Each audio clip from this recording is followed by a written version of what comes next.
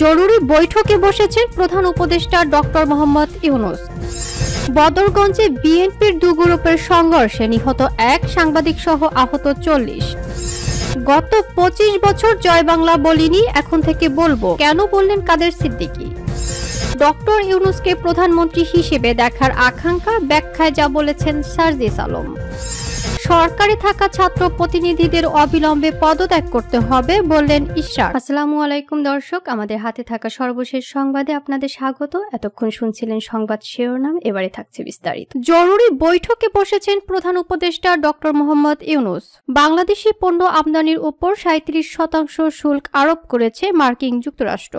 President Donald ট্রাম্পের নেওয়া এই সিদ্ধান্তে রপ্তানি খাতের ঝুঁকি বেড়েছে বাংলাদেশের, তবে তা মোকাবেলায় এরই মধ্যে তোড়জোড় শুরু করেছে অন্তর্বর্তী সরকার। এর পরিপ্রেক্ষিতে বিষয়টি নিয়ে করণীয় নির্ধারণে আলোচনার জন্য জরুরি বৈঠকে বসেছেন অন্তর্বর্তী সরকারের প্রধান উপদেষ্টা ডক্টর মোহাম্মদ ইউনূস। শনিবার ৫ এপ্রিল সন্ধ্যা ৭টায় রাষ্ট্রীয় অতিথি ভবন যমুনা বৈঠকটি শুরু হয়। বৈঠকে শীর্ষস্থানীয় বিশেষজ্ঞ, উপদেষ্টা ও কর্মকর্তারা অংশ নিয়েছেন। এর আগে ব্যাংককে বিমস্টেক সম্মেলনে থাকা অবস্থায় যুক্তরাষ্ট্রের শুল্ক আরোপ নিয়ে ডক্টর মোহাম্মদ ইউনূস জানিয়েছিলেন, যুক্তরাষ্ট্র সরকারের সঙ্গে আলোচনার মাধ্যমে শুল্ক ইস্যু সমাধানে ইতিবাচক অগ্রগতি হবে। বৃহস্পতিবার ব্যাংককে প্রধান উপদেষ্টার প্রেস সচিব শফিকুল আলম অধ্যাপক ইউনূসের বরাত দিয়ে বলেন, আমরা বিষয়টি পর্যালোচনা করছি। যেহেতু এটি আলোচনাযোগ্য, তাই আমরা আলোচনা করব এবং আমি নিশ্চিত যে আমরা সর্বোত্তম সমাধানে পৌঁছাতে পারব, বলেন প্রেস সচিব শফিকুল আলম। বদরগঞ্জে বিএনপির দু গ্রুপের সংঘর্ষে নিহত এক সাংবাদিক সহ আহত ৪০। আধিপত্য বিস্তারকে কেন্দ্র করে রংপুরের বদরগঞ্জে বিএনপির দু গ্রুপের সংঘর্ষে লাবলু মিয়া নামে এক ব্যক্তির চিকিৎসাধীন অবস্থায় মৃত্যু হয়েছে। এ ঘটনায় সাংবাদিক সহ কমপক্ষে ৪০ জন আহত হয়েছেন। আহতদের রংপুর মেডিকেল কলেজ হাসপাতাল সহ বদরগঞ্জ উপজেলা স্বাস্থ্য কমপ্লেক্সে ভর্তি করা হয়েছে। সংঘর্ষের পর থেকে বদরগঞ্জ পৌর এলাকায় থমথমে পরিস্থিতি বিরাজ করছে। অপ্রীতিকর ঘটনা এড়াতে সেখানে পুলিশ মোতায়েন করা হয়েছে। এদিকে বিএনপির দু গ্রুপের সংঘর্ষের ঘটনায় বদরগঞ্জ উপজেলা বিএনপির সাবেক যুগ্ম সম্পাদক শহীদুল ইসলাম মানিক, বদরগঞ্জ উপজেলা বিএনপির সদস্য মোহাম্মদ আলী সরকার ও বদরগঞ্জ উপজেলা বিএনপির সিনিয়র যুগ্ম আহ্বায়ক হুমায়ুন কবির মানিককে কারণ দর্শানোর নোটিশ দিয়েছে জেলা বিএনপি। পুলিশ ও স্থানীয়রা জানান, বিএনপি নেতা ইশতিয়াক বাবুর কাছ থেকে চুক্তিপত্রের ভিত্তিতে কেন্দ্রীয় শহীদ মিনার এলাকায় একটি দোকানঘর ভাড়া নিয়েছিলেন জাহিদুল নামের এক ব্যক্তি। চুক্তিপত্রের মেয়াদ শেষ না হলেও অজ্ঞাত কারণে দোকানঘরটি ছেড়ে দিতে বলা হয়, কিন্তু তিনি দোকানঘর ছেড়ে না দেওয়ায় মালিক পক্ষ ক্ষুব্ধ হয়ে কয়েকদিন আগে ভাঙচুর করে তাকে বের করে দেয়।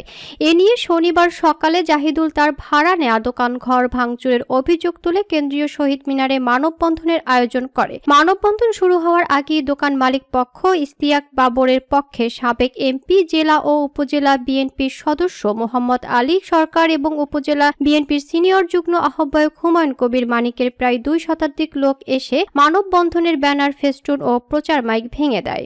এর কিছুক্ষণ পর ভাড়াটিয়া জাহিদুল ইসলামের পক্ষে বিএনপি নেতা শহীদুল ইসলাম মানিকের নেতৃত্বে ২ শতাধিক লোকজন এলে উভয় পক্ষের মধ্যে রক্তক্ষয়ী সংঘর্ষ বেঁধে যায়। প্রায় ১ ঘন্টা ধরে চলা সংঘর্ষ ও ধাওয়া পাল্টা ধাওয়ায় সাংবাদিক সহ কমপক্ষে ৪০ জন আহত হয়েছে। আহতদের বদরগঞ্জ উপজেলা স্বাস্থ্য কমপ্লেক্সে এবং পরে রংপুর মেডিকেল কলেজ হাসপাতালে ভর্তি করা হয়। পরে সেখানে চিকিৎসাধীন অবস্থায় লাবলু মিয়া মারা যান। নিহত লাবলু বদরগঞ্জ উপজেলার মধুপুর রাজারামপুর এলাকার মহসিন আলীর ছেলে। এদিকে সংঘর্ষ চলাকালীন বদরগঞ্জ উপজেলা প্রেস ক্লাব বারান্দায় অবস্থান নিলে সংঘর্ষকারীরা ক্ষুব্ধ হয়ে সাংবাদিক ফুয়াদ হাসান, নুরুন নবী নুরু, সাইফুল ইসলাম মুকুল, মারধর সহ তাদের মোবাইল ফোন ছিনিয়ে নেয়। রংপুর মেডিকেল কলেজ হাসপাতালের সর্দার সেলিম মিয়া বলেন, গুরুতর আহত অবস্থায় দুপুরে লাবলু মিয়াকে রংপুর মেডিকেল কলেজ হাসপাতালে ভর্তি করা হয়। তিনি বিকেলে চিকিৎসাধীন অবস্থায় মারা যান। বর্তমানে তার লাশ হাসপাতালের হিমঘরে রয়েছে। বদরগঞ্জ থানার ওসি AKM আতিকুর রহমান বলেন, ঘটনাটি শোনার পর পরিস্থিতি শান্ত করার জন্য শহরের বিভিন্ন স্থানে অতিরিক্ত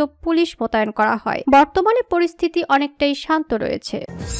গত ২৫ বছর জয় বাংলা বলিনি, এখন থেকে বলবো, কেন বললেন কাদের সিদ্দিকী।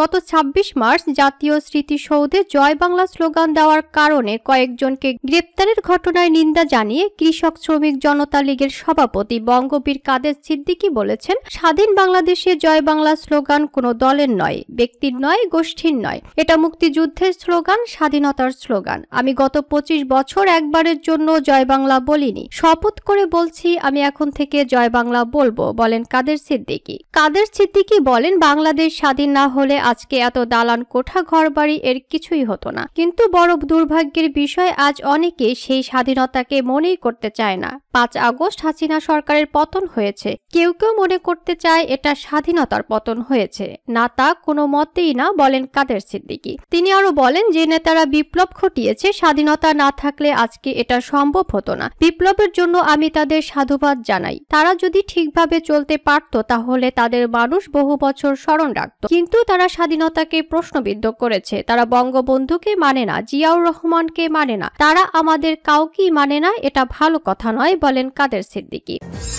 ডক্টর ইউনূসকে প্রধানমন্ত্রী হিসেবে দেখার আকাঙ্ক্ষা ব্যাখ্যায় যা বলেছেন সার্জিস আলম।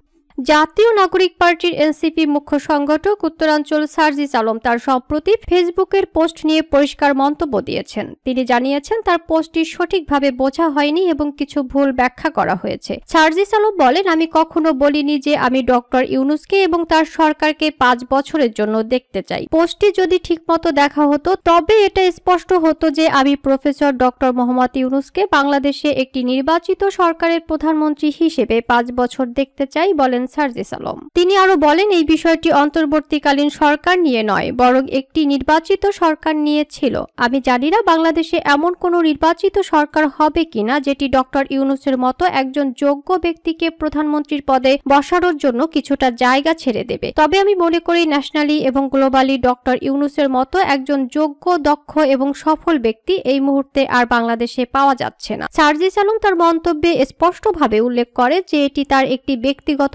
আকাঙ্ক্ষা ছিল, যা ভবিষ্যতে কখনো বাস্তবায়িত হবে কিনা তিনি তা জানেন না। এভাবে সার্জিস আলম তার বক্তব্যের সঠিক ব্যাখ্যা তুলে ধরেছেন, যা মূলত ডক্টর মোহাম্মদ ইউনূসের যোগ্যতা ও দক্ষতার প্রতি তার গভীর শ্রদ্ধা ও প্রত্যাশা।